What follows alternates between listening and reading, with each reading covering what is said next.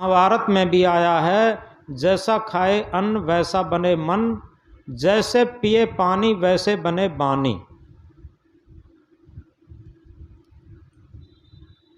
हम जिस तरीके का आहार करते हैं वैसे ही हमारे मन का भी निर्माण होता। तो इस तरीके से आहार का हमारे जीवन में बहुत बड़ा महत्व है। जब शिक्षा कम थी, धन दौलत कम था, मकान महल कम थे, तब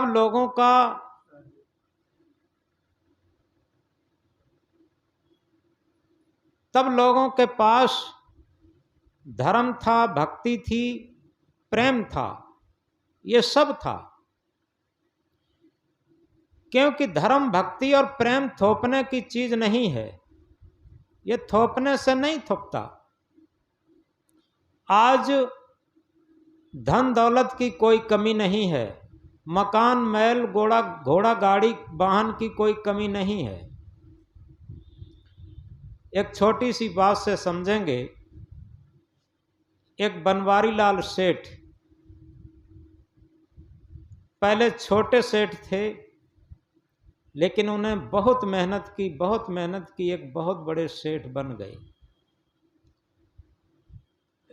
लोग जिसकी कल्पना करते हैं कि हम सुखी समृद्ध हो जाएं, जिस समृद्धि से सुख की कल्पना करते हैं, शायद वो सारी समृद्धि उनके पास थी जिससे लोग कल्पना करते हैं हमें सुख मिल जाएगा। उनके 3 बेटे थे, 3 बहुएं थीं, और कल कारखाना, दुकान, मकान, घोड़ा गाड़ी वाहन की कोई कमी नहीं थी। लक्ष्मी उनके घर में दासी थी, ये सब कुछ था। और ऐसा नहीं था, लड़के बहुएं अनुगामी भी थे। उन्होंने कह दिया, पिताजी आपने बहुत मेहनत किया है और आप शांति से रहें, भोजन करें और शांति से जीवन व्यतीत करें। लेकिन सेठ जी को आंतरिक शांति नहीं मिल रही थी। जब आंतरिक शांति नहीं मिल रही थी तो अक्सर ऐसा होता है कि जो रिटायरमेंट लोग होते हैं, किसी जगह पर बैठ करके अपनी अपनी चर्चा करते हैं। तो कुछ लोगों ने कहा कि भैया सेठ जी, तुम तो सब तरीका से संपन्न हो, सुखी हो, फिर भी तुम दुखी दुखी क्यों महसूस करते हो? तो सेठ ने कहा कि बात आपकी सही है, वैसे बाहर से हर प्रकार की संपन्नता है, लेकिन अंदर से खाली खालीपन महसूस होता और अशांति महसूस होती रहती, दुख महसूस होता रहता, और इसी की चिंता में भी हम रहते हैं और पता नहीं हमें सुख कब मिलेगा। तो उन्हीं में से एक थोड़ा भक्त टाइप का व्यक्ति था। उसने कहा, सच्चा सुख आप किसी संत के पास जाएं। जब तक आप किसी संत सदगुरु के पास नहीं लगेंगे तब तक सच्चा सुख नहीं मिलेगा। वो सेठ जी एक संत के पास गए और संत के पास जाकर के प्रणाम किया। प्रणाम करने के बाद बैठ गए और बैठने के बाद उन्होंने अपना निवेदन किया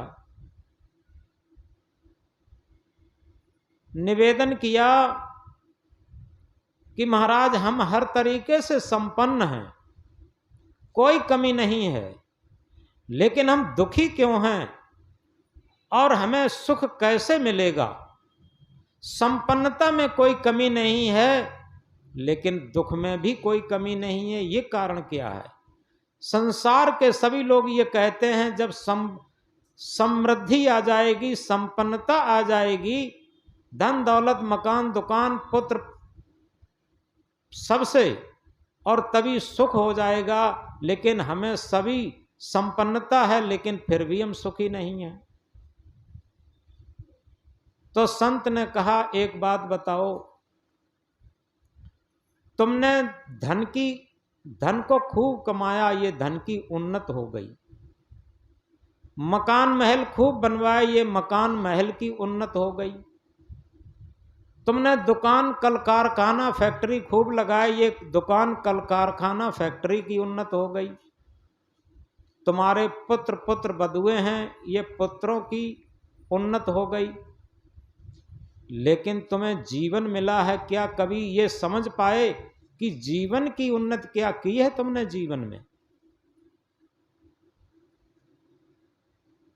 एक बात गहराई से समझने की है, हम रात दिन धन की उन्नत के लिए दौड़ रहे हैं, चिंतित हैं, मकान महल की उन्नत के लिए चिंतित हैं, दौड़ रहे हैं, पुत्र नहीं है उसके लिए चिंतित हैं, बहू नहीं है उसके लिए चिंतित हैं, और यहाँ तक है किसी का शरीर सुंदर नहीं दिखता तो ये तमाम ब्यूटी पार्लर लगे हैं, उसकी चिंता है, उसमें सुंदरता कर लेते।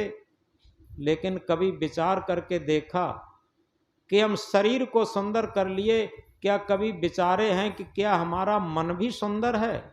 क्या हम कभी विचार करके देखें कि जीवन भी सुंदर है? क्या हमने जीवन की भी उन्नत की है? क्या हमने मन की भी प्रोग्रेस की है? ये कभी विचार करके देखा? बैठ जा बैठ जा। इस बात को हम सभी विचार करें, क्या हमने कभी ये विचार किया है कि आखिर जीवन क्या है और जीवन की उन्नत कैसे हो सकती? धन की उन्नत, मकान महल की उन्नत, दुकान फैक्ट्री कल कारखाना की उन्नत, ये सब जानते हैं। कई लोग तो शराब की उन्नत कर लेते। पहले लोग बड़े निश्चिंत और मस्त रहते। कबीर साहब ने कहा है, भली बुरी सबकी सुन लीजिए, कर गुजरान गरीबी में, मन लागो राम फकीरी में। हमें तो लगता है फकीरी में आने के बाद लोग भली बुरी नहीं सुनते, भक्ति में आने के बाद भली बुरी नहीं सुनते हैं। लेकिन अगर कोई शराब की भक्ति करने लगा, बीड़ी की भक्ति करने लगा, और कहीं तमाकू की भक्ति करने लगा, दुर्व्यसन की भक्ति करने लगा, जुए की भक्ति करने लगा, चोरी की भक्ति करने लगा, इनकी भक्ति में तो जरूर सब तरीके की सुनते हैं, सबकी सुनते। लेकिन कोई भक्त होकर के कहां सुनता? भक्त लोग होकर के तो और ऐंठ बढ़ जाती। इस बात को गहराई से समझे। कोई थोड़ा बहुत साधना क्षेत्र में आया, साधु क्षेत्र में आया, भक्ति क्षेत्र में आया, तो उसके अंदर ऐंठ बहुत बढ़ जाती कि हम तो भक्त हैं और हम तो ज्ञानी हैं, हम तो साधु हैं, हम तो ये हैं। लेकिन कभी विचार करके देखा एक शराबी को? शराबी पत्नी की भी उल्टी सीधी सुनता है, बच्चों की भी उल्टी सीधी सुनता है, और पड़ोसी रिश्तेदारों की भी सुनता है, लेकिन शराब की भक्ति नहीं छोड़ता। और यहाँ तक है उसका पूरा जीवन ही पतन की तरफ चला जाता। जीवन की उन्नति तो नहीं होती, जीवन का पतन होता, परिवार का पतन होता, धन का पतन होता, जीवन का पतन होता, बच्चों का पतन होता, सबका पतन होता। लेकिन वो सबकी सुनता है और अपनी शराब की भक्ति को नहीं छोड़ता। इसलिए हम गहराई से समझें, जीवन की उन्नत करने के लिए हमें किसकी भक्ति करना चाहिए, कैसा होना चाहिए, इस बात को गहराई से समझें। और इसी को सबसे पहले कहा है कि हमारा आहार शुद्ध होना चाहिए।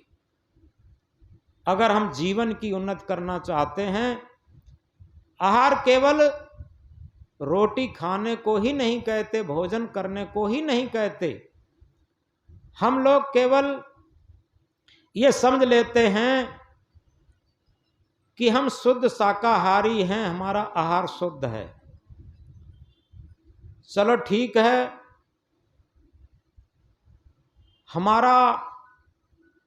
हम शुद्ध शाकाहारी हैं, आहार शुद्ध हो गया। ये क्या है? ये स्थूल शरीर का आहार शुद्ध हो गया। हमारे पास दो शरीर हैं, एक सूक्ष्म शरीर और है। सूक्ष्म शरीर हमारा मन है, जिसे पूरी भाषा में कहें तो मन, चित्त, बुद्धि, अहंकार, ये हमारा सूक्ष्म शरीर है और इसके प्रकार हैं, इसके विषय हैं शब्द स्पर्श रूप रस गंध, और इसकी ज्ञानेंद्रियां हैं आंख कान नाक जीभ त्वचा। ये सूक्ष्म शरीर का आहार क्या हमारा शुद्ध है? आंख का देखना क्या शुद्ध है? कान का सुनना क्या शुद्ध है? जिह्वा का चखना क्या शुद्ध है? त्वचा का स्पर्श करना क्या शुद्ध है? इस बात को गहराई से समझें। हमारी सात्विक प्रवृत्ति तभी आएगी जब हमारे सूक्ष्म शरीर मन का आहार भी शुद्ध होगा, मन के विचार भी शुद्ध होंगे। और जब तक मन के विचार शुद्ध नहीं होंगे, आंख कान नाक जीभ त्वचा का आहार शुद्ध नहीं होगा, तब तक पूर्णतया हमारा आहार शुद्ध नहीं हो सकता।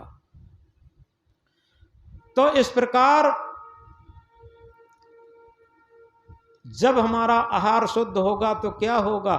हमारा मन शुद्ध होगा, मन निर्मल होगा। एक भजन में आता है, मन मंदिर में मन मंदिर में प्यारे झाड़ू रोज लगाया कर।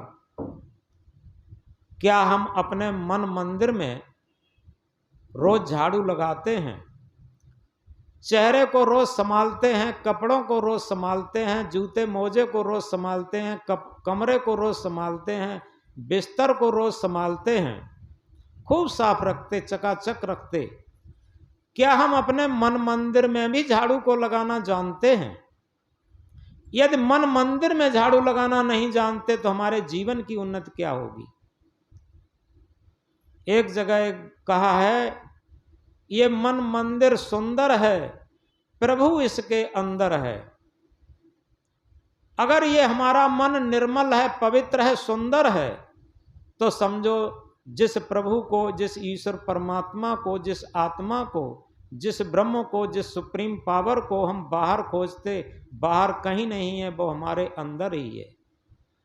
और वो तब है जब ये हमारा मन मंदिर सुंदर हो जाए। इसे रामायण की चौपाई में कहा है,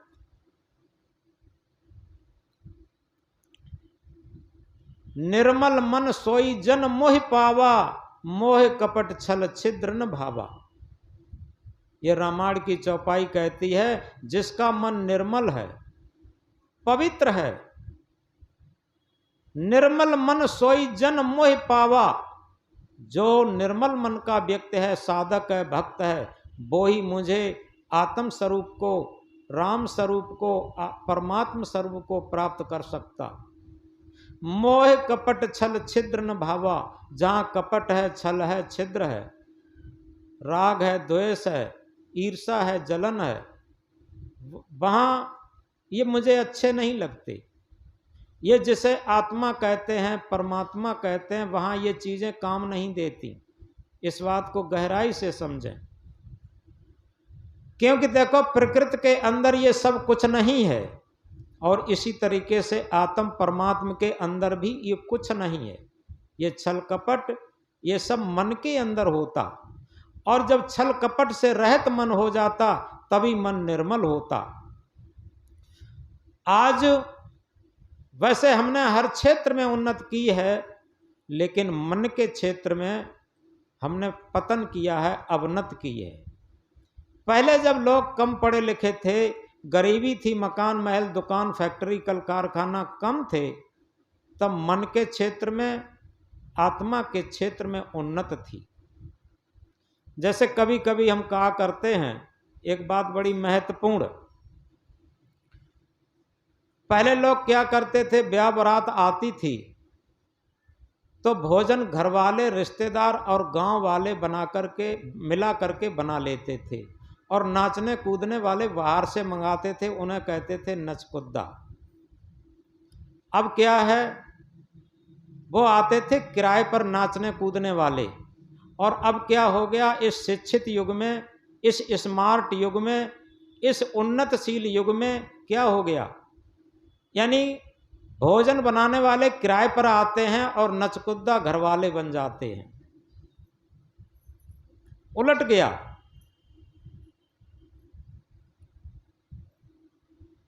तो इस तरीके से ये भी बात यहीं पर है, समझो, हमें समझ में आ रही है हमने बहुत उन्नत कर ली है, लेकिन एक तरफ तो उन्नत हो रही है किधर? भौतिक क्षेत्र में, धन के क्षेत्र में, मकान दुकान के क्षेत्र में, लेकिन मानवता के क्षेत्र में, धर्म के क्षेत्र में, भक्ति के क्षेत्र में, और कहना चाहिए शांति के क्षेत्र में, सुख शांति के क्षेत्र में हम अवनत कर रहे दिनों दिन। आप देख लें, किसी का हृदय टटोल करके जितना जितना रात दिन हम उन्नत की तरफ दौड़ रहे हैं, एक तरफ उन्नत हो रही है तो एक तरफ पतन जरूर हो रहा है। इसलिए संत ने उन बनवारी लाल सेठ से कहा कि एक बात बताओ, तुमने क्या जीवन की उन्नत को कभी समझा? जब तक जीवन की उन्नत नहीं करोगे तो ये उन्नत कितनी भी कर लो।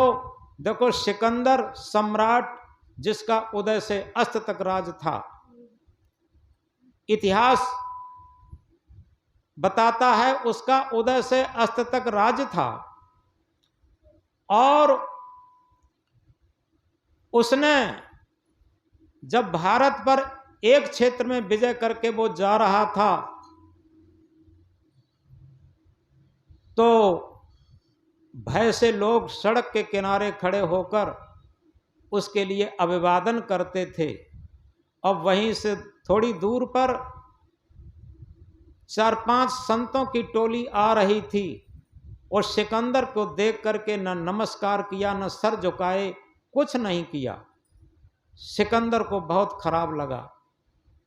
सिकंदर ने कहा, हमें लगता है ये बहुत अहंकारी लोग हैं, क्योंकि सारे बड़े बड़े लोग यहाँ हमारे लिए नमन करते हैं और इन्होंने ये कुछ नहीं किया, उन्होंने रोका। सिकंदर सम्राट ने उन संतों को रुकवाया और ये कहा कि तुम लोग मुझे नहीं जानते, मेरा नाम सिकंदर है और भारत के कई हिस्से हमारे गुलामी में हैं। तो संतों ने क्या कहा, हम आपको बड़ी अच्छी तरीके से जानते हैं, बड़ी अच्छी तरीके से जानते हैं, आप हमारी दासी के दास हैं। संतों ने क्या कहा? संतों ने कहा, हम आपको बड़ी अच्छी तरीके से जानते हैं, आप हमारी दासी के दास हैं। अब सिकंदर को और गुस्सा आया। एक अंग्रेजी में कहावत है, anger blows out the lamp of the mind, क्रोध मन के दीपक को बुझा देता। क्रोध में बलबलाता हुआ बोला, कैसे तुम्हारी दासी के दास हैं, तुम हमें क्या जानते हो? तो संतों ने उसकी व्याख्या की, देखो, तृष्णा हमारी दासी है और आप तृष्णा के दास हैं, इसलिए हमने कहा था कि आप हमारी दासी के दास हो, क्योंकि वासना और तृष्णा हमारी दासी है और आप वासना इच्छाओं के, क्योंकि वांट्स आर अनलिमिटेड, इच्छाएं असीमित होती हैं। आज तक कोई भी ऐसा विश्वपति नहीं हुआ जिसकी सारी इच्छाएं पूर्ति हो गई हों, और ऐसा भी कोई मुफलिस और गरीब नहीं हुआ जिसकी आवश्यक इच्छाएं पूर्ति न हुई हों। ऐसा कुछ नहीं। तृष्णा है कि डाकनी की जीवन को काल, और निस्दिन चाहे जीवन करत बिहाल। इच्छाएं और वासनाएं ये जीवन को बेहाल कर देती हैं, और इसीलिए संत सम्राट सदगुरु कबीर साहब क्या कहते हैं, चाह गई चिंता मिटी मनुआ बेपरवाह, चाह गई चिंता मिटी मनुआ बेपरवाह, जिनको कछु न चाहिए सोई सहन पत सहा। जो निष्काम होकर के जीवन जीना जानते हैं और निष्काम होकर के वही जीना जानते हैं जिसने अपनी तृष्णा को और वासनाओं को दास बना लिया। क्योंकि हविस की हविस इंसान को हैवान बना देती है, हविस की हविस इंसान को हैवान बना देती है, हविस की चोट इंसान को इंसान बना देती है। और जीवन भर बचे हविस से तो इंसान को भगवान बना देती है। ये तृष्णा की हविस, ये हविस की हविस इंसान को आतंकी बना देती है, हैवान बना देती है। तो इस तरीके से संत की बात बनवारी लाल सेठ की समझ में आई कि गुरुदेव, अभी तक हमने जीवन की उन्नत को नहीं समझा था, अब आज से हम जीवन की उन्नत करने में लगेंगे और कृपा करके हमें दीक्षा दीजिए, मंत्र दीजिए। तो उन्होंने मंत्र दिया, अहम शुद्ध चेतन ज्ञान स्वरूपम अजर हम अमर हम अखंडम अनूपम। हम शुद्ध चेतन हैं, ज्ञान स्वरूप हैं, अजर अमर अखंड अविनाशी हैं। और ये शरीर हमारे रहने का मकान है। कभी विचार करके देखा, क्योंकि मेरी वस्तु हमसे हमेशा अलग होती, मेरा कोट, मेरी पैंट, मेरी शर्ट ये मेरे हैं, हम कोट पैंट शर्ट नहीं है। इसी तरीके से मेरा मकान, ये हम मकान नहीं हो सकते। आज तक कोई भी व्यक्ति ये नहीं कहता कि हम मकान हैं। क्या कहते? ये मकान मेरा है। और मेरी चीज हमसे अलग होती। और इसी तरीके से मेरा हाथ किसका है? मेरा सिर, मेरा पैर, मेरा शरीर, ये शरीर किसका है? मेरा। हम शरीर नहीं है। जिस तरीके से मकान मेरा है, हम मकान नहीं हो सकते, इसी तरीके से शरीर मेरा है, हम शरीर नहीं हो सकते। संत ने बनवारी लाल सेठ को बताया कि हम शुद्ध चेतन हैं, ज्ञान स्वरूप हैं, अजर अमर अखंड अविनाशी हैं। जब आंख बंद करके इस मंत्र को स्मरण करेंगे तो शरीर से हटकर के अपना बोध होगा। जब अपना बोध होगा और उस बोध के स्थिति में जो हमारी श्वासें जाएंगी, निश्चित है वो श्वासें हमारी बहुत शांति की होंगी। और उस आत्मा की आवाज पर जितना हमारा जीवन होगा वो हमारे जीवन की सच्ची उन्नत होगी और वही आत्मा परमात्मा की सच्ची भक्ति होगी। और इसीलिए कहा, अरब खरब लो द्रव्य होय, उदय अस्त लो राज, भक्त महातम ना तो ले, ये सब कौने काज। अरब से खरब तक द्रव्य हो जाए, उदय से अस्त तक राज्य हो जाए, लेकिन भक्ति की महिमा के समतुल्य नहीं हो सकता। इस बात को याद रखें। यह भक्ति धन बहुत ऊंचा है, हम इसे समझ नहीं पाते, क्योंकि जब तक हम भक्ति धन को नहीं समझेंगे, जितने भी महापुरुष हुए हैं, जितने भी भक्त हुए हैं, उन्होंने भक्ति धन की महिमा को समझा और उस भक्ति धन की उन्नत के लिए लगे। कभी विचार करके देखा, हमारे पास सब प्रकार के धन हैं, क्या भक्ति धन भी है? तो इस तरीके से उसी दिन से वो सेठ भक्ति धन में लग गया। तो इस प्रकार गहराई से समझें। एक बार इलाहाबाद कबीर आश्रम पर सदगुरु श्री अभिलाष साहब के पास एक बहुत बड़ा सेठ, कलकत्ता का बहुत माने जाने वाला सेठ, एक भक्त के साथ आया। भक्त आगे आगे था, पीछे पीछे सेठ था। भक्त ने गुरुजी को बताया कि गुरुजी, ये कलकत्ता के माने जाने वाले सेठ आ रहे हैं। गुरुजी ने उनको सुनाते हुए कहा कि हाँ ठीक है, ये कलकत्ता के बहुत बड़े कबाड़िया होंगे। और जहाँ ये बात कही, सेठ की आंखें, भौएं, तिजोरी सब चढ़ गईं, क्योंकि ज़्यादा पैसे वाला आदमी होता है, उसका लोग हर जगह सम्मान करते हैं।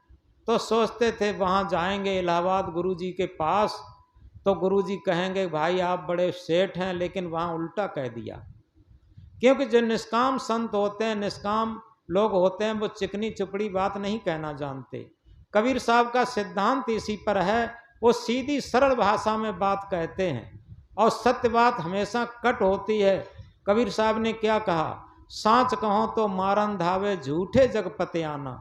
अगर सांच बात कह दो तो लोग मारने के लिए दौड़ पड़ते हैं, और झूठी झूठी मीठी मीठी और चिकनी चुपड़ी बातें कहते रहो तो बड़े लोग खातर खुशामद करते हैं। तो इस तरीके से सदगुरु श्री अभिलाष साहब ने कहा कि हाँ ये कलकत्ता के बहुत बड़े कबाड़िया होंगे। तो सेठ की आंखें भौएं सब चढ़ गईं। पास आए, बैठे, उन्होंने प्रणाम भी नहीं किया, क्योंकि अहंकार रहता है कि आदमी के पास जो भी रहता है उसी का तो अहंकार रहता। लेकिन संत संत ठहरे, उन्होंने उसी से सटी हुई फिर व्याख्या करना शुरू कर दी।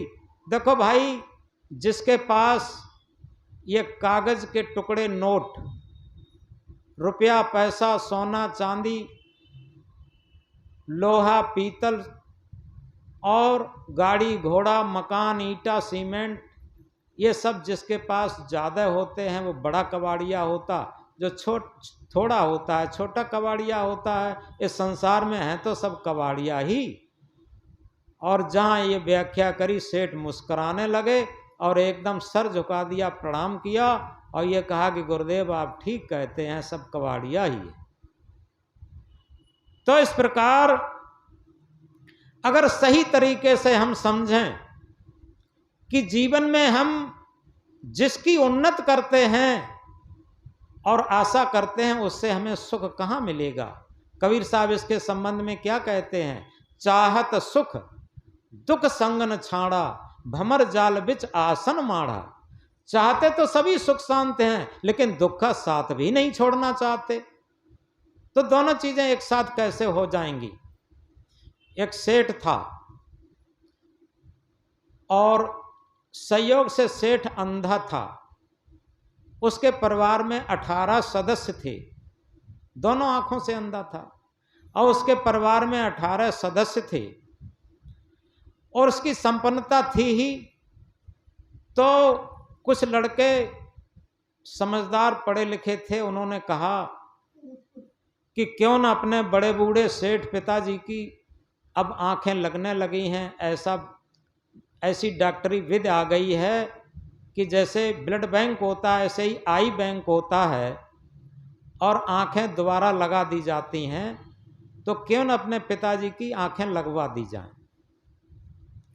तो एक अच्छे डॉक्टर को बुलाया गया और जो आंखों का इलाज करते थे, आंखें लगाते भी थे, उनको बुलाया गया। डॉक्टर को उन सेठ की आंखें दिखाई गईं तो डॉक्टर ने कहा हाँ ठीक है, इनकी आंखें लग सकती, इनकी अभी जो नसें हैं वो सूखी नहीं हैं। अगर आंखों की नसें सूख जाती तब तो आंख नहीं लग पाती, इनको आंखें लग जाएंगी। तो सब तैयार हो गए। डॉक्टर ने भी कहा, तो उनसे कहा कि चलो अस्पताल चलना पड़ेगा और तुम्हें डॉक्टर साहब से आंखें लगवानी पड़ेंगी तो तुम्हें दिखाई देने लगेगा। वो सेठ बहुत नाराज हुए। उन्होंने कहा नहीं नहीं, हम किसी कीमत पर आंख तो लगवा ही नहीं सकते और हमारे घर में 18 सदस्य हैं, 18 दूनी 36 आंखों से हम काम चला लेंगे। हमारे आंखें नहीं है तो कोई बात नहीं, हमारे घर में 18 सदस्य हैं, उन आंखों से हम काम चला लेंगे और आंखें नहीं लगवाएंगे किसी कीमत पर। अब सभी बेचारे क्या करें, लोग बहुत मनाया, नहीं माने। एक दिन ऐसा था, जेठ वैशाख का महीना, सभी लोग बाहर काम पर थे और दो एक केवल बहुएं घर में थीं, बाद बाकी सब लोग बाहर थे। क्या होता है, गांव में आग लगी, कहीं गांव में आग लगी और हवा के सहारे वो आग आकर के सेठ के घर में लग गई। सेठ के घर में आग लग गई और धू धू करके सेठ का घर जलने लगा। जब सेठ का घर जलने लगा, सेठ अंदर कमरे में था, उसे भी पता लगने लगा कि घर में आग लगी है। तब तक वो बहुएं थीं, अपने छोटे बच्चों को लेकर के और घर से बाहर निकल गईं। जब सेठ के कमरे में लपटें उठने लगीं तब सेठ भड़बड़ा करके उठा और उठ करके बाहर निकलना चाहा, तब तक क्या होता है, उसे दरवाजा न मिल करके उसका सर, उसकी खोपड़ी दीवार में टकरा जाती है और दीवार में टकरा करके वहीं गिर जाता है और लपटों से वो घिर जाता है, आग से घिर जाता है और बार बार चिल्लाता है, हाय आज मेरी आंख होती। बार बार क्या चिल्लाता है, हाय आज मेरी आंख होती। 18 दूनी 36 आंखों से आप काज नहीं चला। ये बात बड़ी अच्छी तरीके से समझ में आ रही है, लेकिन इसी के साथ ये आध्यात्म कथा है। ये सेठ कौन है? ये जीव ही, आत्मा ही सेठ है। और ये क्या चाहता है? डॉक्टर कौन है? सदगुरु डॉक्टर हैं। और आंख लगाना क्या है? इसके अंदर हृदय की आंखें फूटी हैं। कबीर साहब क्या कहते हैं?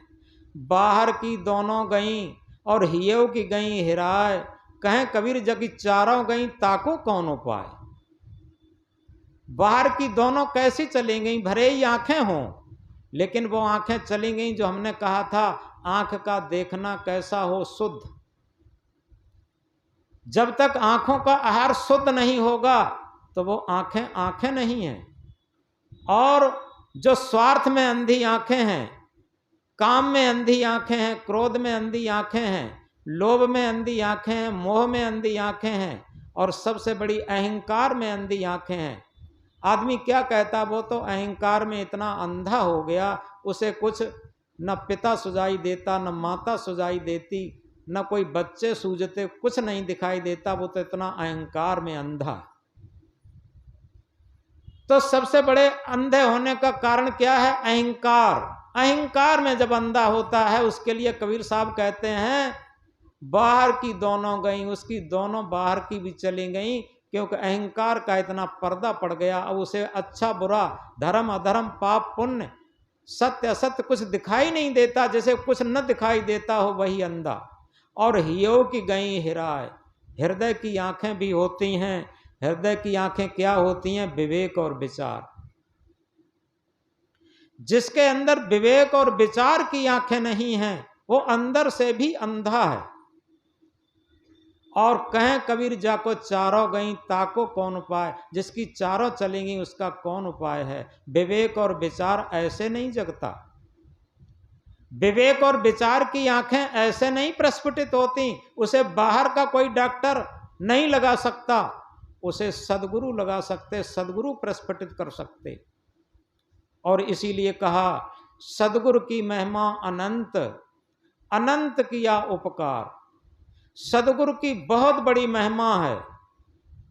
महिमा क्यों है? अनंत किया उपकार। हमारे साथ ऐसा उपकार किया कि दुनिया में कोई नहीं कर सकता। माता भी नहीं कर सकती, क्योंकि माता जन्म देने की अधिकारी है, हमारा शारीरिक जन्म दे सकती। लेकिन सदगुरु क्या उपकार करते हैं? सदगुरु उपकार करते हैं, लोचन अनंत उघाड़िया, हमारे अंदर अनंत नेत्र का प्रस्फुटन कर देते हैं, जिसे कहते हैं विवेक और विचार। अनंत नेत्र किसे कहते हैं? हमारे पास जो बाहर की आंखें हैं, ये अनंत नेत्र नहीं है। ये अनंत का दर्शन नहीं कर पाएंगे। अनंत कहते हैं जिसका कोई आदि अंत न हो। ये आंखों का आदि अंत है। ये आंखें किसी समय जा सकती। बुढ़ापे पर देखा है, बुढ़ापे पर चश्मा चढ़ जाता और बुढ़ापा आ जाता है तो चश्मा भी काम नहीं करता। और इसी के साथ एक समय ऐसा भी आता है, दिखाई भी बहुत कम देने लगता। तो और इसीलिए कहा है, परख नहीं सकती हैं रत्नों को हर इंसान की आंखें, परख नहीं सकती हैं रत्नों को हर इंसान की आंखें। और दिखाई सत्य क्या देवे, दिखाई आत्म क्या देवे, दिखाई परमात्म क्या देवे, जब तक नो ज्ञान की आंखें। तो हर इंसान की आंखें रत्नों को नहीं परख सकती। रत्न कहते हैं हीरा मोती जवाहरात, ये सब नहीं परख पाते, से जौहरी ही परख पाता। और इसी तरीके से दिखाई ब्रह्म क्या देवे, दिखाई आत्म परमात्म क्या देवे, जब तक नो ज्ञान की आंखें। इन आंखों से हर नहीं देखें, नैन तीसरा खोल, प्यारे सदगुरु सदगुरु बोल। इन आंखों से हम आत्म परमात्मा का साक्षात्कार नहीं कर सकते, उसके लिए थर्ड आई की जरूरत है, सेल्फ नॉलेज की जरूरत है। जब तक हमारे अंदर तीसरा नेत्र प्रस्फुटित नहीं होगा, जिसे हम विवेक कहते हैं, विवेक प्रस्फुटित नहीं होगा। और इसीलिए सदगुरु क्या कहते हैं, कबीर साहब ने कहा है, मन शायर मनसा लहर, बूढ़े बहुत अचेत, कहें कबीर ते बाँच हैं जाके हृदय विवेक। ये मन एक भवसागर है। हम लोग सोचते होंगे कहीं भवसागर भरा होगा। अगर कहीं भवसागर बहुत बड़ा भरा होता तो आज ये हिंद महासागर, अटलांटिक महासागर, प्रशांत महासागर, ये तमाम 7 महासागर, इन महासागरों के पार चले जाते हैं और रॉकेट से हम चंद्रमा तक चले जाते हैं, मंगल तक चले जाते हैं। कितना बड़ा भवसागर होता, रॉकेट के द्वारा उसे भी पार किया जा सकता। लेकिन इतना बड़ा भवसागर है जिससे वहां पर कोई यान काम नहीं कर सकता भौतिक क्षेत्र का। वो क्या है? हमारा मन ही ये भवसागर है। मन ही भवसागर है। मन सागर, मनसा लहर, और इच्छाएं इसकी उत्ताल तरंगे हैं। जैसे सागर में ज्वार भाटे आते हैं, बहुत ऊंची ऊंची लहरें उठती हैं, तो इस मन भवसागर की जो वासनाएं और इच्छाएं ही इसके ज्वार भाटे हैं, उत्ताल तरंगे हैं। मन शायर मनसा लहर, बूढ़े बहुत अचेत, इसमें अचेत लोग सब डूब गए। आ माने नहीं, चेत माने चेत, जिन्हें चेत नहीं था, जो केवल भौतिक उन्नत में ही बेभान थे, अचेत थे, उसको ही उन्नत मान रहे थे।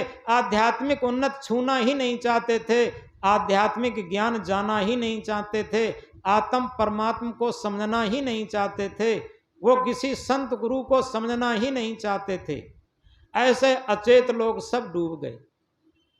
कहें कबीर ते बाँच हैं जाके हृदय विवेक। इस भवसागर से वही बच सकता, वही पार हो सकता जिसके हृदय में विवेक जग गया।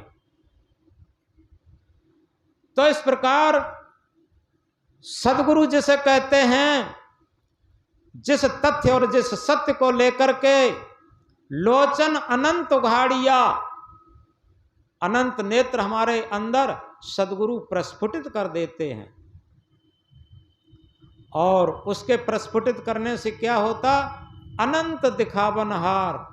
उस अनंत नेत्र से क्या होता है? अनंत के दर्शन होते। ये जो जितनी भी प्रकृति दिखाई देती है, जितना भी संसार दिखाई देता है, जन्म से लेकर मृत्यु तक, इन आंखों से आज तक जो कुछ भी देखा गया है, उस सबका आदि भी है और अंत भी है। एक ऐसी सत्ता भी है जिसका कोई न आदि है न अंत है।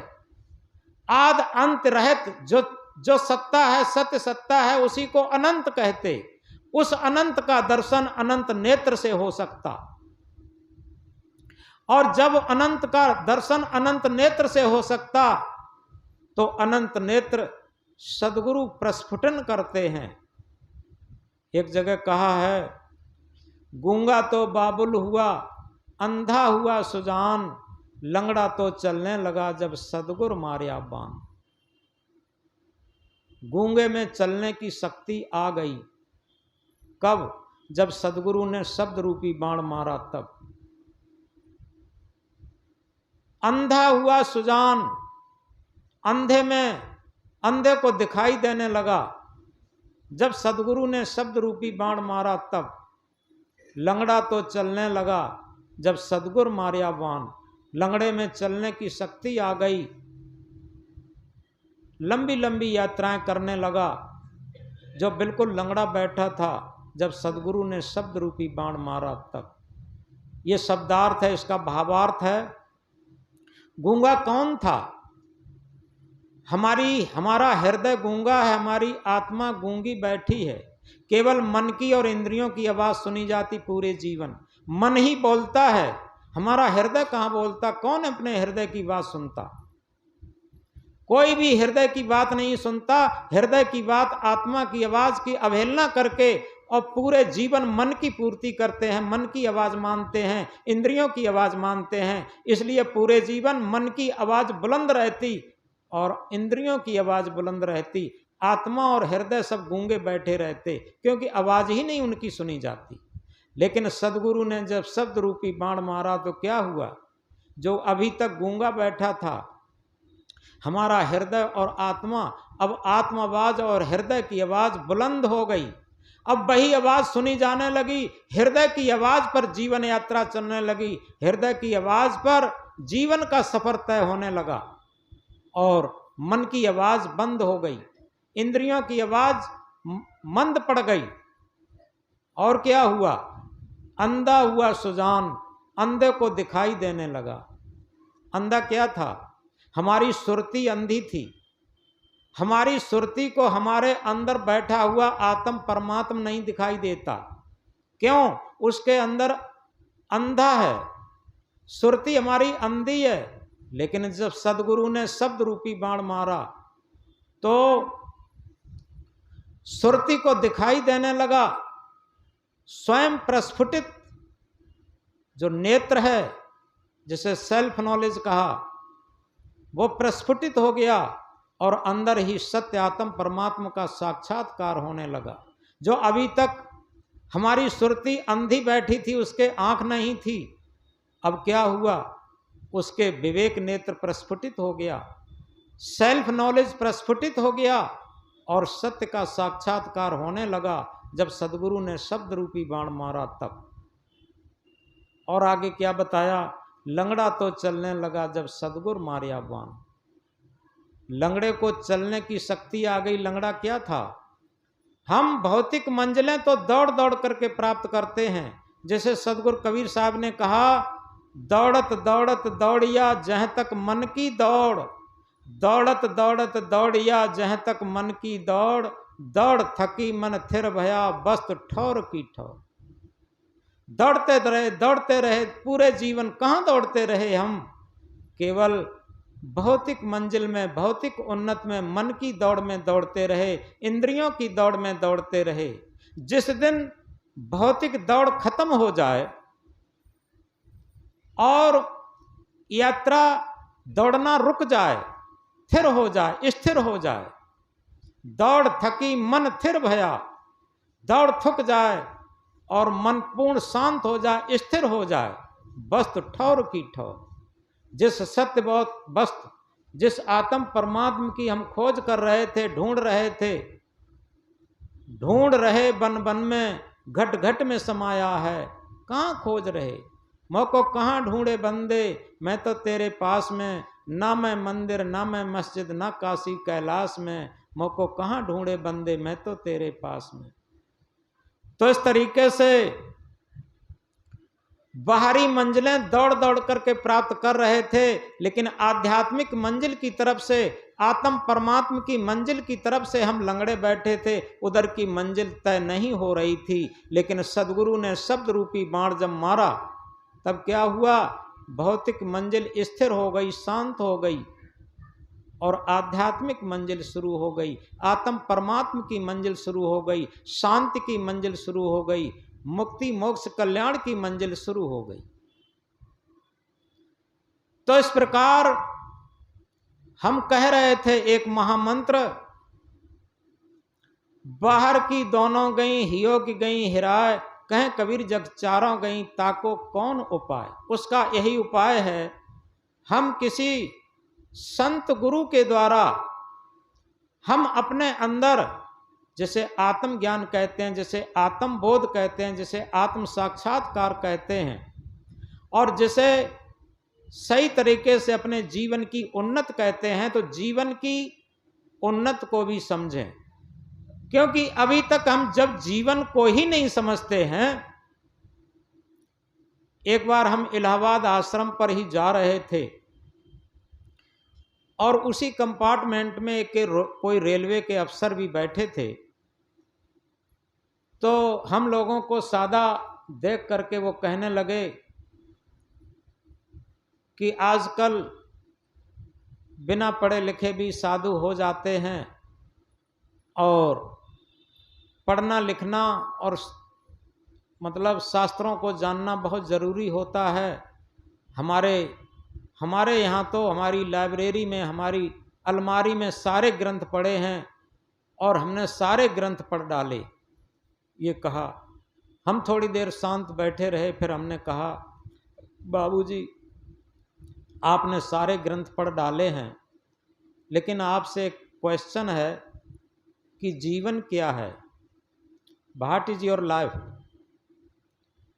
अब एकदम इधर उधर ताकने लगे और ये कहा कि ये तो क्वेश्चन कहीं आया ही नहीं ग्रंथों में। हमने ये कहा कि जब आपने शास्त्र पढ़ डाले हैं, लेकिन क्या जीवन शास्त्र को पढ़ा है? जब जीवन शास्त्र को नहीं पढ़ा है, आप नहीं जानते कि मैं कौन हूं, जीवन क्या है, जन्म क्यों होता है, मृत्यु क्यों होती है, और आत्म परमात्मा क्या है, मन क्या है, और मन को हम संकल्प शून्य कैसे बनाएं, तो इन सारी चीजों को जब नहीं जानते तो आपने कौन सा शास्त्र पढ़ा। अब वो बिल्कुल शांत हो जाते हैं, शांत होकर कहते हैं महाराज ये आपके सारे क्वेश्चन और आपकी सारी शैली हमें बड़ी अच्छी लगी और ये सारे शास्त्रों में तो आए ही नहीं। हमने कहा कबीर साहब ने तो इसीलिए कहा पोथी पढ़ पढ़ जग मुआ पंडित भयानक होए, 2.5 अक्षर प्रेम का पढ़े सो पंडित होए। पोथी पढ़ पढ़ कर संसार मर गया और वो पांडित्य न प्राप्त कर सका, और उसने केवल सत्य को अगर पढ़ लिया, अपने आत्म को पढ़ लिया, अपने हृदय को पढ़ लिया, तो वास्तव में वो पंडित हो सकता, महान हो सकता, विद्वान हो सकता, संत हो सकता, भक्त हो सकता, सब कुछ हो सकता। उन बाबूजी ने कहा कि महाराज अपना एड्रेस दीजिए। हमने कहा एड्रेस कुछ नहीं है, हमारा यही है कि हम इलाहाबाद आश्रम पर जा रहे हैं और अधिक समय हमारा वहीं व्यतीत होता है। इस तरीके से हमने बताया। फिर उन्होंने अपना एड्रेस लिखाया बनारस का। हमने कहा बनारस में भी हमारा आश्रम है, जो कबीर लहर तारा और कबीर बाग आश्रम है वहाँ पर। तो इस तरीके से उन्होंने कहा कभी भी आप बनारस आएँ तो हमारे यहाँ ज़रूर आएँ। ये उदाहरण इसलिए लिया कि कुछ लोग ये सोचते हैं कि हम शास्त्र ज्ञानी हो गए तो हमने ज्ञान कर लिया, लेकिन यथार्थ में ज्ञानी उसे कहते हैं जिसने अपने अज्ञान को समझ लिया। जिसने अपने अज्ञान को समझ लिया सच्चा ज्ञानी वो हो सकता। और जिसने शास्त्रों को रट लिया, कभी कभी हम कहा करते हैं किसी गधे पर अगर सारे शास्त्र सारी पोथियां लाद दी जाएं, लाद करके क्या गधा ज्ञानी हो जाएगा? इसी तरीके से मन रूपी गधे पर हम सारे शास्त्रों को इसे रटा दें मन को, तो ये मन रूपी गधा क्या ज्ञानी हो जाएगा? अरे एक चिप होती है मोबाइल के अंदर, बहुत छोटी चिप, और उसमें सारा ज्ञान लद जाता, याद हो जाता, तो क्या वो मोबाइल या चिप ज्ञानी हो गई? ऐसा कुछ नहीं। तो इस तरीके से ज्ञान केवल यही है, जो व्यक्ति जिस दिन से अपने अज्ञान को देखना शुरू कर दिया और अपने अज्ञान को निकालना शुरू कर दिया, और उसी दिन से उसके अंदर आत्मज्ञान सेल्फ नॉलेज प्रवेश होने लगा। ये सिद्धांत और सूत्र की बात है। और जब तक उसे अपना अज्ञान दिखाई नहीं देता, अपने अवगुण नहीं दिखाई देते, अपने दोष नहीं दिखाई देते, होता क्या है? वो ज्ञान की आड़ में अपनी वाक्पटुता से, वाक चातुर्यता से अपने अवगुणों को ढांकने का प्रयास और करता रहता। यथार्थ में जो वाक्पटुता से, वाक चातुर्यता से अपने अवगुणों को ढांकने का प्रयास करता है, उससे तो वो कहीं अधिक ज्ञानी है, जो कोई भी शास्त्र नहीं जानता और कोई ज्ञान की एक बात नहीं जानता, वो कहीं अधिक ज्ञानी होता। एक उदाहरण हम कई बार लिया करते हैं, वो हमें बड़ा प्रिय है और दिल को छू जाने वाला है और शायद सबको अच्छा लगता होगा। स्वामी विवेकानंद बहुत पढ़े लिखे भी थे और शास्त्रों के भी बड़े ज्ञाता थे। वो अपनी साधना के प्रथम काल में चल रहे थे। दक्षिण भारत की यात्रा में वो भ्रमण कर रहे थे। उन्हें एक भक्त मिला और वो एक पुस्तक पढ़ रहा था। पुस्तक एक एक अक्षर मिला के पढ़ रहा था, कोई भी शब्द सही तरीके से उच्चारण नहीं कर पा रहा था, कोई भी वाक्यांश वो सही कह नहीं पा रहा था। तो स्वामी विवेकानंद ने कहा कि भैया भक्त एक बात बताओ, तुम जब एक एक अक्षर मिला के पढ़ते हो और तुम्हारा कोई भी एक भी शब्द सही उच्चारण नहीं हो पाता है, तो इसका तुम अर्थ क्या समझते होगे। वो भक्त कतई नाराज नहीं हुआ, उसके खुशी के आंसू छलक आए। उसने कहा महाराज आप बिल्कुल सही कहते हैं, हम बिल्कुल पढ़े लिखे नहीं हैं, हमारे गुरुजी ने कुछ वर्णमाला हमें सिखा दी है, लेकिन इतना ज़रूर है कि जब हम पुस्तक पढ़ते हैं और पुस्तक पढ़ते पढ़ते पुस्तक हमारे हाथ से छूट जाती है और आंखें हमारी बंद हो जाती हैं और हम इतने अपने में मस्त हो जाते हैं, अपने स्वरूप स्थिति में स्थित हो जाते हैं, मस्त हो जाते हैं, हम भूल जाते हैं संसार को और भूल जाते हैं शरीर को और बिल्कुल समाधिस्थ हो जाते हैं, बिल्कुल आत्मस्थ हो जाते हैं, हमें पता नहीं रहता है। और बहुत समय के बाद जब हम जगते हैं तब जान पाते कि हम कहाँ बैठे थे। और जहाँ इस बात को स्वामी विवेकानंद ने सुना तो स्वामी विवेकानंद ने स्वयं अपने वक्तव्य में लिखा कि हमें ऐसा लगा कि मेरे अहंकार को एक चांटा लगा, और जैसे ही चांटा लगा तैसे ही हमने अंदर से ये कहा कि आज तक मैं ये समझता था कि मैं बहुत कुछ जानता, लेकिन आज मुझे लगा कि मैं कुछ नहीं जानता। और जब मुझे लगा कि मैं कुछ नहीं जानता और उसी क्षण मेरी जानने की शुरुआत हो गई। ये स्वामी विवेकानंद की बात नहीं है, ये सबकी बात है। हमें जब तक रहता है कि हम बहुत कुछ जानते हैं तब तक वो कुछ नहीं जानता। जब उसे ये लगने लगे कि हम कुछ नहीं जानते और वास्तव में उसे तभी उसी दिन से इतनी विनम्रता, इतनी श्रद्धा आ जाए कि उसे लगने लगे ये हम क्या जानते हैं, ये उधारी का सौदा है, ये सब पुस्तकों से उठाया हुआ है। उस उधारी के सौदा पर हम क्यों गर्व करें, क्यों गुमान करें। कबीर साहब ने कहा साखी लीन बनाए इत उत अक्षर काट, कहें कबीर कब तक जियो झूठी पत्तल चाट। कहीं इधर से उठाया, कहीं उधर से उठाया, कविता बना ली, साखी बना ली, भजन बना लिया और हम समझते हैं हम बहुत बड़े लेखक हो गए, ज्ञानी हो गए, क्या हो गए। और इसी तरीके से कहीं से कुछ बात कह दी, कहीं से कुछ बात कह दी, हम ये समझें कि हम तो बहुत बड़े प्रवक्ता हैं, हम तो बहुत बड़े प्रवचनकर्ता हैं, गायक कलाकार हैं। ये सारा अहंकार व्यर्थ है। केवल हम समझें कि हमारे ऊपर केवल सद्गुरु की कृपा है। जो कुछ हम जानते हैं, जो कुछ हम कह रहे हैं, वो सब सद्गुरु का, हमारे इसमें कुछ भी नहीं है। जिस दिन आपको ये लगने लगे उसी दिन से आपके अंदर ज्ञान प्रस्फुटित होने लगेगा, सेल्फ नॉलेज प्रस्फुटित होने लगेगी। तो इस तरीके से हम बात कह रहे थे कि वो अंधा सेठ जब डॉक्टर से आंख नहीं लगवाया और घर में जब उसकी आग लगी, उस दिन क्या कहता है, काश आज मेरी आंख होती, आज मेरी अपनी आंख होती तो इस आग में तड़फड़ाता हुआ नहीं मरता। और इसी तरीके से याद रखें कि इस संसार के वैभव भरे संसार में चारों तरफ सदगुरु कबीर साहब इंकलाब करके कहते हैं, ई जग जरते देखिया अपनी अपनी आग, ई जग जरते देखिया अपनी अपनी आग, ऐसा कोई ना मिला जासों रहिए लाग। ये सारा संसार अपनी अपनी आग में जल रहा है। कोई राग में जल रहा है, कोई द्वेष में जल रहा है, कोई चिंता की भट्टी में जल रहा है, कोई ईर्ष्या की आग में, कोई छल कपट की आग में, कोई अपने पापों की पश्चाताप की आग में जल रहा है।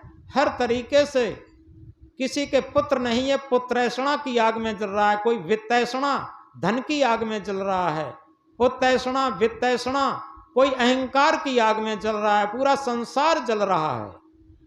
और इस जलते हुए संसार में ऐसे लोग बहुत कम मिलते हैं जो किसी भी ऐषणा में न हो और किसी भी तपती हुई आग में न धधक रहे हों। और ऐसे शीतल व्यक्ति के पास जाकर के हमें शीतलता मिल सकती है। तो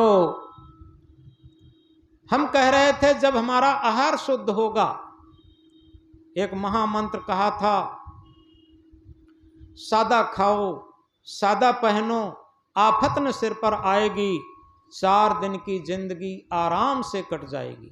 हम सादा खाएं सादा पहने, हमारे सिर पर कोई आफत नहीं होगी। ये तो बाहर की बातें हैं, अंदर की बातें हैं।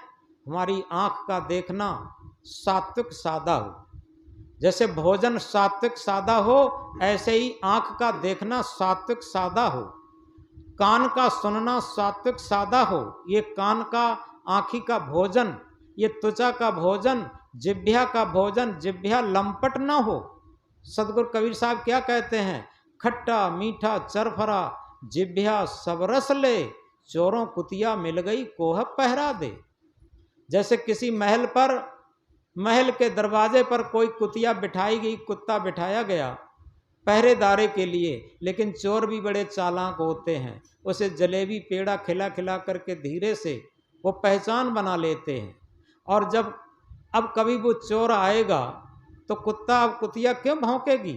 इसी तरीके से ये शरीर रूपी महल है और जिह्वा रूपी कुतिया इस शरीर रूपी महल के मोह रूपी दरवाजे में बिठाई गई है कि ये बाहर से क्या खाद्य है क्या अखाद्य है, क्या शरीर के लिए हानिकारक है, किसी क्या लाभकारक है, ये सारी चीज़ें समझ करके अंदर जाने दे।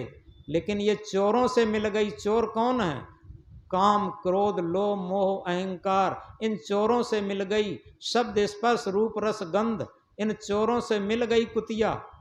अब ये खट्टा मीठा चरफरा सब चखने लगी और उसी में से रस आने लगा। अब शरीर को चाहे हान हो, चाहे गुर्दा गलें, चाहे फेफड़ा गलें, चाहे लिवर गले, चाहे आंत सड़े, कोई मतलब नहीं, लेकिन जिह्वा की लंपटता पूरी होनी चाहिए। आज यही तो हो रहा, जिह्वा की लंपटता में सारे लोग परेशान हैं। और आज जो विद्यार्थी जीवन है, नए बच्चे हैं, वो तो कतई नहीं इस बात को सुनना चाहते, वो तो बिल्कुल ही नहीं समझते। थोड़े बड़े बूढ़े जो रिटायरमेंट लोग हैं वो तो समझते भी इस बात को हैं, लेकिन नए बच्चे तो कतई नहीं सुनना चाहते। तो इस तरीके से सादा खाओ सादा पहनो आफत न सिर पर आएगी, 4 दिन की जिंदगी आराम से कट जाएगी। हमारा बाहर शरीर का भी आहार सादा सहज और सात्विक हो, और हमारी ज्ञानेंद्रियों का भी आहार सहज सादा स्वाभाविक और सात्विक हो। दोनों तरफ का आहार शुद्ध होगा, तब क्या होगा, हमारा मन निर्मल और पवित्र होगा। जब मन निर्मल और पवित्र होगा तब क्या होगा, सदगुरु कबीर साहब इंकलाब करके कहते हैं, कबीर मन निर्मल भया जैसे गंगा नीर, पीछे पीछे हर फिरें कहें कबीर कबीर। अब हमें हर परमात्मा खुदा गॉड को ढूंढने की जरूरत नहीं है, क्योंकि हमारे अंदर ही वो आत्म परमात्मा बैठा है। उस आत्म परमात्मा का साक्षात्कार, अब ये मन उस साक्षात्कार के लिए एग्री हो गया, तैयार हो गया, क्योंकि इसके मन के अंदर स्वयं प्रस्फुटित ज्ञान हो गया। जिसे सदगुरु कबीर साहब ने अपने एक भजन में कहा है, आत्म ज्ञान बिना नर भटके, कोई मथुरा कोई काशी। सारे लोग क्यों भटक रहे हैं, आत्म ज्ञान के बिना मथुरा और काशी चारों तरफ भटक रहे हैं कि वहां हमें शांत मिलेगी, वहां हमें शांत मिलेगी। लेकिन सदगुरु क्या कहते हैं, तीर्थ गए 3 जने चित चंचल मन चोर, तीर्थ गए 3 जने चित चंचल मन चोर, एक पापन काटिया लादन 10 मन और। तीर्थ में गए चित के चंचल मन के चोर कामी लोग, वहां एक भी पाप कटा बटा तो नहीं। वहां तो जंजीर कटती हैं, झुमकी कटती हैं, झाले कटते हैं, जेबें कटती हैं, ये सारी चीजें कटती हैं, लेकिन पाप कैसे कटेंगे, थोड़ा विचार करके तो देखें। जैसे कहीं आग लगी हो, आग लगी हो और हम माला घुमाएं बैठे बैठे कि आग बुझ जाएगी, लेकिन माला घुमाने से आग नहीं बुझेगी। आग कैसे बुझेगी, आग बुझेगी, आग का विरोधी क्या है, पानी, पानी डालें आग बुझ जाएगी। इसी तरीके से हमारे पाप कब कटेंगे, पाप का विरोधी क्या है, पाप का विरोधी है पुण्य परमार्थ। रामायण की चौपाई क्या कहती है, परहित सरिस धर्म नहीं भाई, परहित सरिस धर्म नहीं भाई, पर पीड़ा सम नहीं अधमाई। परहित के समान दुनिया में कोई धर्म नहीं और पर पीड़ा के समान दुनिया में कोई अधर्म नहीं। अब हम समझ सकते हैं कि अधर्म कर रहे हैं कि हम धर्म कर रहे हैं। तो याद रखें, पाप कटने का एक ही तरीका है, वो यूनिवर्सल सार्वभौमिक। क्या है कि अगर हमने पाप किए हैं तो उसके बदले में हम परमार्थ करना शुरू कर दें, परहित करना शुरू कर दें, तो हमारे पाप कटना शुरू हो जाएंगे। अगर आप केवल औपचारिकताओं से पाप कटना शुरू मानते हैं तो एक प्रैक्टिकल करें। आप लहसुन खा करके चाहे गंगा जी में गोता लगाएं, चाहे माला घुमाएं, चाहे कोई पूजा पाठ कर लें, और पूजा पाठ करने के बाद अगर वो लहसुन की दुर्गंधी खत्म हो जाए तो समझे हमारे पाप भी खत्म हो गए। अगर लहसुन की दुर्गंधी न खत्म हो पाई तो पाप भी नहीं खत्म होंगे। याद रखें, ये प्रयोग है। कबीर साहब का सारा ज्ञान प्रैक्टिकली है। एक जगह एक भक्तराज काशी में गंगा जी के दशाश्वमेध घाट पर वो सूर्य भगवान का अर्घ दे रहे थे। कबीर साहब वहाँ पहुँच जाते हैं, कहते हैं कि भाई भक्तराज क्या कर रहे हो? उन्होंने कहा कि तुम्हें दिखाई नहीं देता? कि हाँ बताओ तो सही। कि हम अपने सूर्य भगवान को अर्घ दे रहे। उन्होंने कहा आपका सूर्य भगवान कितनी दूर है? यहाँ से करोड़ों मील दूर है, करोड़ों लाखों किलोमीटर दूर है। तो आपका पानी यहाँ से वहाँ कैसे पहुँच जाएगा? उन्होंने कहा विश्वासम फलदायकम, विश्वास से फल मिलता है। कबीर साहब क्या कहते हैं करते हैं, गंगा जी में घुस जाते हैं और पानी उलीचना शुरू कर देते हैं। वो भक्तराज पूछते हैं कबीर साहब आपकी ये क्या करने लगे? उन्होंने कहा हम विश्वासम फलदायकम का प्रैक्टिकल कर रहे, प्रयोग कर रहे। कि क्या कर रहे हो? कि हम गंगा का पानी उलीच रहे हैं। हमने अपने आश्रम पर फुलवारी बोई है और उस फुलवारी को सींच रहे हैं। अगर यहाँ से 3-4 किलोमीटर पर पानी हमारा पहुँच जाएगा तो हम विश्वासम फलदायकम का ये प्रयोग सिद्ध हो जाएगा कि आपका भी अर्घ वहाँ तक पहुँचता होगा। इसमें वे भक्तराज जागृत हो गए। उन्होंने कहा महाराज आप ठीक कहते हैं। तो इस तरीके से हम किसी भी अंधविश्वास में न पड़ें, किसी भी अवैज्ञानिक मान्यता में न पड़ें, किसी भी ऐसे कर्मकांड में न पड़ें जिससे कि हमें लगे, अब जैसे हमारे सर में चोट लग जाए और पाँव में पट्टी बांधें तो कैसा लगेगा? ये लगेगा ये पागल है। और इसी तरीके से पाप हमने किए हैं, मंदिर में जाकर के हम प्रार्थना करते हैं, तीर्थों में जाकर के हम प्रार्थना करते हैं, तो बताओ पाप हमने करते हैं वो हमें कैसे मुक्त करेंगे? ऐसे मुक्त कर देते तो सारा संसार मुक्त हो जाता। याद रखें, सदगुरु कबीर साहब इंकलाब करके कहते हैं कबीर कमाई आपनी निष्फल कबहू न जाए, कबीर कमाई आपनी निष्फल कबहू न जाए, बोया पेड़ बबूल का आम कहाँ ते खाए। अपने खेत में अगर हमने बबूल का बीज बो दिया है और हम आशा करते हैं कि मीठे मीठे आम के फल खाने को मिलेंगे, तो कहाँ से मिलेंगे? सदगुरु कबीर साहब और कहते हैं सुर नर मुनि और देवता 7 दीप 9 खंड, कहें कबीर सब हो गया दे धरे को दंड। चाहे सुर हो, नर हो, मुन हो, देवता हो, कोई भी हो, अपने किए हुए कर्मों का परिणाम उसे अवश्य भोगना पड़ेगा। तभी कहा कर्मगत टारे ना टरी, मुनि वशिष्ठ से पंडित ज्ञानी शोध के लगन धरी, और सीता हरण मरण दशरथ को वन में विपत परी, कर्मगत टारे ना टरी। तो इस तरीके से आज के सत्संग का सब्जेक्ट था, मुख्य मंत्र था सादा खाओ सादा पहनो, आफत न सिर पर आएगी, 4 दिन की जिंदगी आराम से कट जाएगी। हम याद रखें, जितना सहज सादा होते जाएं, और वो कहते हैं ज्यों ज्यों काया होए पुरानी, और मन ममता पर चढ़े जवानी। मन और ममता पर जवानी, मन कहीं नहीं तो बूढ़ा होता, इस बात को समझ लें। शरीर बूढ़ा होता है, मन बूढ़ा नहीं होता, ममता बूढ़ी नहीं होती, आशा वासना तृष्णा बूढ़ी नहीं होती।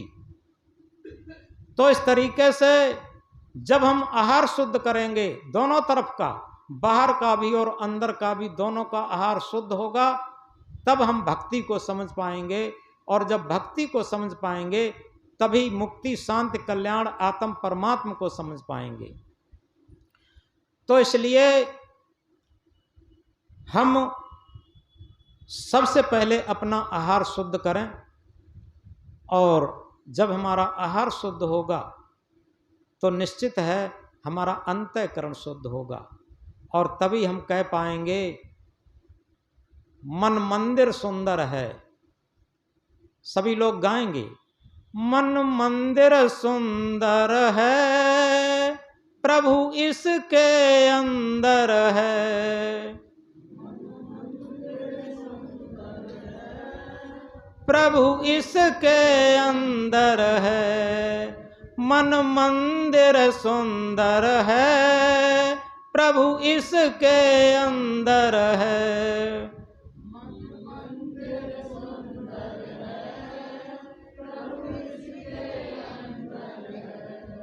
अब समझ गए होंगे कि यदि हमारा मन मंदिर बन गया है और सुंदर बन गया है, तो जैसे पहले ऋषि मुनि संत लोग कहते थे, घर के अंदर एक देवालय बनाओ, एक मंदिर बनाओ, तो उस पर बैठ करके अपने हम अंदर की चीज़ों को देख सकें, अपने किए हुए कार्यों पर पश्चाताप कर सकें। और हम समझते हैं घर में अगर 5 सदस्य हैं और अपने हृदय और मन को मंदिर बना लिया जाए तो 5 मंदिर हमारे घर में हो गए।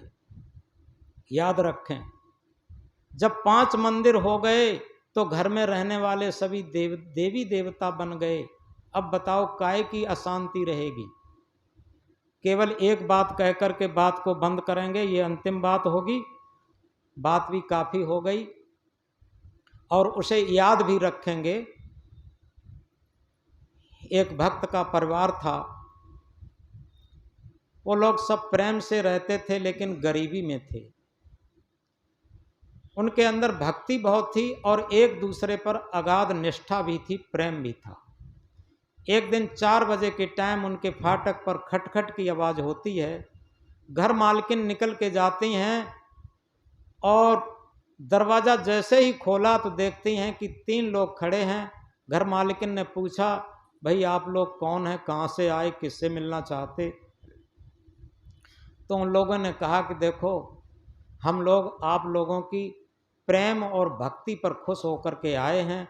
आगे हैं वो लक्ष्मी जी हैं और इसके पीछे हैं प्रेम महाराज, इसके पीछे यश महाराज हैं, और 3 लोग आए हैं, लेकिन शर्त एक ही है, तीनों में से एक ही रहना चाहेंगे आपके घर पे। बताओ किसे लेना चाहोगी? चलो अभियाल प्रसाद बटो जात, बातचीत ना करो। किसे लेना चाहोगी? 3 में से एक ही आप लोगों के घर रह सकते हैं, बताओ किसे लेना चाहोगी? वो देखो घर मालकिन कितनी माइंडेड और होशियार थी। उन्होंने क्या कहा, आज की कोई माताएं होती क्या होती कि हमारे घर में लक्ष्मी आ जाए, तुरंत जीभ में लार टपक पड़ती लक्ष्मी के लिए सबकी। लेकिन वो माता क्या कहती हैं, उन्होंने कहा देखो भैया, हम अपने मालिक साहब और घर वालों की राय के बिना कोई काम नहीं करती। हम लोग सब एक दूसरे की राय जरूर ले लेते, तब कोई कदम आगे बढ़ाते। हम अभी आते हैं, अपने मालिक साहब की, घर वालों की राय लेकर के आपको बताते हैं, आप 2 मिनट इंतज़ार रखिए। वो जाती हैं अपने मालिक साहब से, घर वालों से कहती हैं देखो अपनी भक्ति पर खुश होकर के 3 लोग आए हैं, आगे लक्ष्मी हैं, उसके पीछे यश महाराज हैं, उसके पीछे प्रेम महाराज हैं, और तीनों में से एक ही आपके घर में आना चाहते हैं, बताओ किसे लोगे? वो घर वाले भी बहुत माइंडेड थे। उन्होंने कहा देखो ऐसा करो, लक्ष्मी को तो रहने दो, लक्ष्मी तो इतिहास भरा पड़ा है, बड़े बड़े राजा महाराजाओं के पास थी, वो सड़ गए सब और पश्चाताप करके चले गए। रावण के पास, कंस के पास, दुर्योधन के पास क्या लक्ष्मी की कमी थी? सब लड़ लड़ के मर गए। ऐसा करो, यश को भी रहने दो, मान सम्मान को भी रहने दो। ये बिना सद्गुणों के, बिना भक्ति के किसी के मान सम्मान होता है, वो भी पतन का कारण होता। इसलिए लक्ष्मी को रहने दो और यश को भी रहने दो, मान सम्मान को भी रहने दो। ऐसा करो, प्रेम को ले आओ। अपने घर में प्रेम रहेगा तो हम लोग चटनी से रोटी खा लेंगे और स्वर्ग महसूस होगा। जाओ प्रेम को ले आओ। घर मालकिन जाती हैं और हाथ जोड़ करके निवेदन करती हैं, भाई हम लोगों की और हमारे मालिक साहब की सलाह हुई है हमारे घर में प्रेम आ जाए। तो उन्होंने कहा चलिए आप प्रेम आ रहे। तो बोलो घर मालकिन जाती हैं, एक कुर्सी निकाल के डालती हैं, पीछे मुड़ के देखती हैं कि तीनों लोग उपस्थित हो गए। उन्होंने 2 कुर्सियां और बढ़ाई, उन तीनों लोगों को जलपान कराया और इसके बाद हाथ जोड़कर बोली, अभी तो आप कहते थे तीनों में से एक लोग आएंगे, अब तो तीनों लोग आ गए। उन लोगों ने कहा, भाई आप लोग भक्ति में भी होशियार हैं लेकिन बुद्धि में भी बहुत होशियार हैं। अगर आप लक्ष्मी को मांगती तो लक्ष्मी अकेली आती, यश को मांगते तो यश अकेला आता, लेकिन आपने प्रेम को मांगा। जहां प्रेम रहेगा तो लक्ष्मी तो अपने आप रहेगी, और जहां प्रेम और लक्ष्मी रहेगी वहां यश तो अपने आप रहेगा। आप तीनों को आपके घर में रहना पड़ेगा। बोलो सदगुरुदेव की। तो सबसे बड़ी चीज ये है, सादा खाओ सादा पहनो, आफत न सिर पर आएगी, 4 दिन की जिंदगी आराम से कट जाएगी। जन धन नहीं, वो धन नहीं होता, जन ही धन होता। जब हम जन को धन मानने लगेंगे तो अपने आप में प्रेम आ जाएगा, भक्ति आ जाएगी, शांति आ जाएगी। और जब तक धन को धन मानते रहेंगे तब तक हमारे अंदर तृष्णा की हवस बढ़ती रहेगी। इसलिए हम इस महामंत्र को याद रखें, अहम शुद्ध चेतन ज्ञान स्वरूपम, अजर हम अमर हम अखंडम अनुपम। दूसरा मंत्र है, सादा खाओ सादा पहनो, आफत न सिर पर आएगी, 4 दिन की जिंदगी आराम से कट जाएगी। ये बाहर का मंत्र शारीरिक भूख के लिए है, और दूसरा मंत्र अहम शुद्ध चेतन ज्ञान स्वरूप मम अजर हम अमर हम अखंडम अनुपम, ये मन की भूख के लिए है। इन दोनों की भूख के लिए दोनों का भोजन हमने बता दिया। और इसका मेन मंत्र है, भौतिकता के साथ साथ आध्यात्म को भी लेता चल, जड़ विषयों से हट करके चेतन स्वरूप में रमता चल। बोलो सदगुरुदेव की।